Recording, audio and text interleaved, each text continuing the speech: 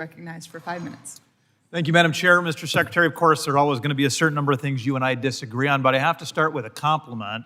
In a town where so many of folks, both in my party and your own, seem to peddle fear and anger, some of them almost exclusively, you bring a far more professional and respectful approach to your work, and the communication that I get from you and your team, I think helps all of us be better. So thank you with that.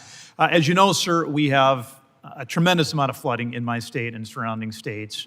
It's just devastating to watch people, friends of mine, who their home, everything, all the physical possessions that they own washed away by these floodwaters. As you know, during disasters, the Federal Motor Carrier Safety Administration has the ability to waive some rules, things like weight limits, hours of service, so that impacted communities can get help more quickly.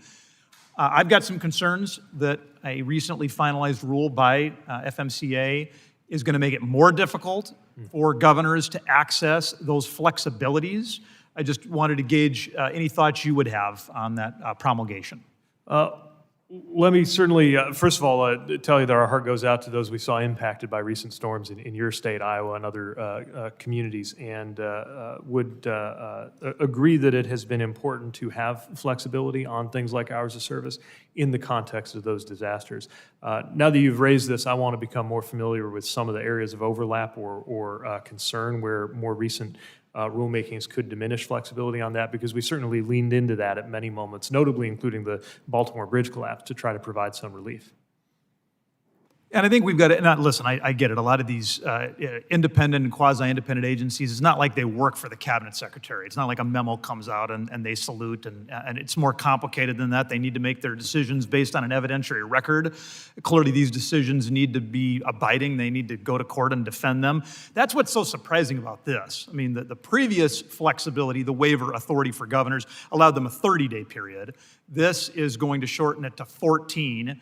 Keep in mind, the evidentiary record before the administration is that there hasn't been any particular abuse that they identified, and that there is no evidence that there's been a degradation of public safety because of a 30-day waiver period. And so to the extent we should have good decisions based on good data, I'm grateful for your commitment to dive in and better understand that situation.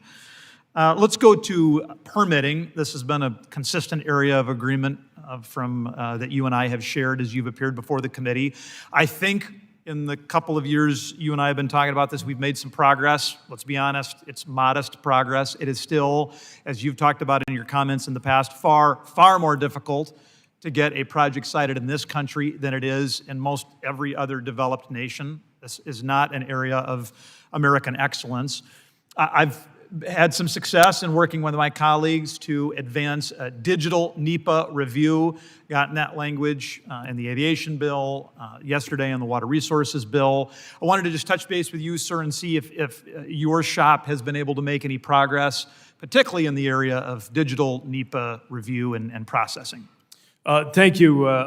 Share your sense of urgency and interest here, and I would not challenge your assessment that while there's been progress, it has been modest. We have taken a number of steps to try to make the NEPA and permitting process more efficient. We've expanded a liaison program that can provide targeted assistance to project sponsors who would benefit from that. We've been doing more with programmatic agreements so that if multiple projects have similar characteristics, they can travel together, and we think we can cut some of the red tape that way. Specifically to your question about web-based digital, or sometimes e-NEPA is the term of art, we certainly see a lot of potential here. There's too much literal paperwork in the paperwork.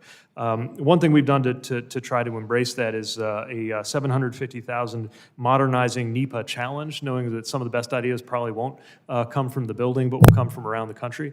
That just launched in April, but we're looking forward to seeing the different ideas that come back from project sponsors there.